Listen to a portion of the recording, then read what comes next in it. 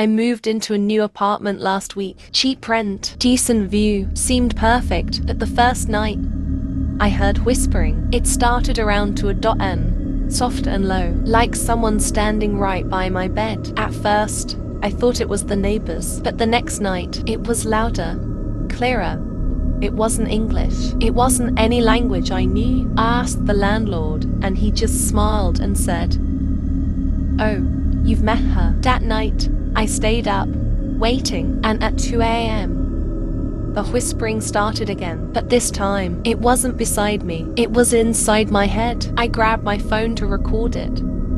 But when I turned on the flashlight, the whispering stopped. The room was still, until I saw it, written in the condensation on the window.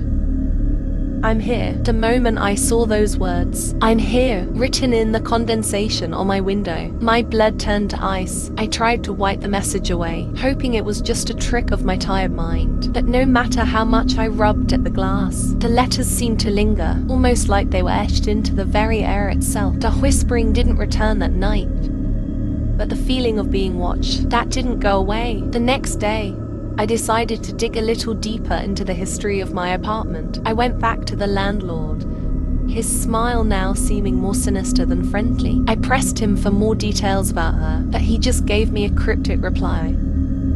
Some things are better left alone. Frustrated and unsatisfied, I headed to the local library, looking for any records on the building. There wasn't much, just old articles and some blueprints. But there wasn't much, just old articles and some blueprints. But one article caught my eye. It mentioned a woman who used to live in my apartment years ago, Sarah Daniels. She was reported missing under mysterious circumstances. According to the story, her neighbors had complained of strange noises coming from her unit, whispers that never seemed to have a source. The article claimed that Sarah had become obsessed with a presence in the apartment. A voice, she said, spoke to her in the dead of night. She told her friends and family that the voice wanted something from her, but no one believed her. One day, she just vanished. No one ever found her, and all that was left behind were her last words scrawled on the walls. "I'm here." As I read those words, a chill ran down my spine. They were exactly the same as what I'd seen on my window. That night,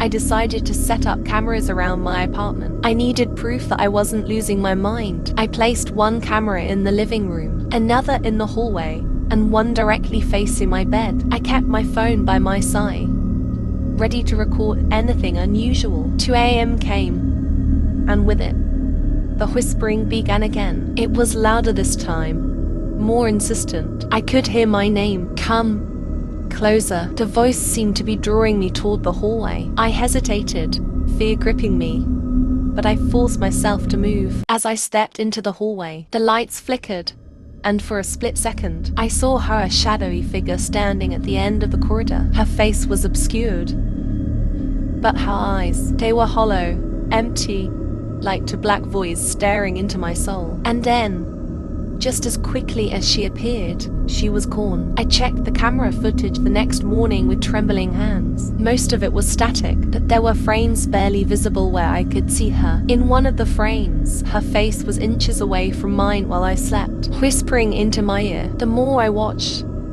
the clearer it became that she wasn't just a ghost. She was something else.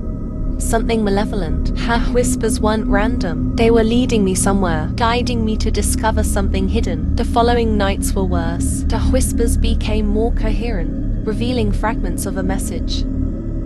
"Find the room." I didn't understand what she meant until I stumbled upon a small door in the back of my closet, a door I had never noticed before. It was old, painted over several times, as if someone wanted to hide it. I pried the door open, revealing a hidden room. It was cold, much colder than the rest of the apartment, and the walls were covered in old newspaper clippings about Sarah Daniels. There were photos of her, but in each one, her eyes were scratched out. The whispers grew louder, surrounding me, filling my head. And then I saw it carved into the wall in frantic handwriting. "I'm here. She won't let me leave." The whispers turned into screams, deafening and angry, like hundreds of voices all at once. I stumbled back, terrified, and saw the shadowy figure of Sarah Daniels, her face twisted in anguish, reaching out for me. She wasn't trying to hurt me, she was trying to warn me. In a flash, I realized the truth. Sarah wasn't the one haunting me, she was the one trapped here. A victim of whatever darkness lived in this apartment. Something else was keeping her here, something that now had its eyes set on me. The lights flickered again, and the last thing I saw before everything went black was the message on the wall glowing in the darkness. "You're next."